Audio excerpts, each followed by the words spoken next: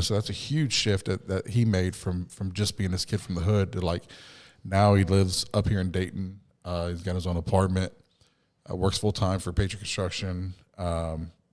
We get on him all the time, keep him straight and narrow. Like attends church every Sunday, a father to a son, So like, I mean, that's a huge shift that you're not exactly taking credit for, like especially being 18 years old, and like, like where are your friends at right now?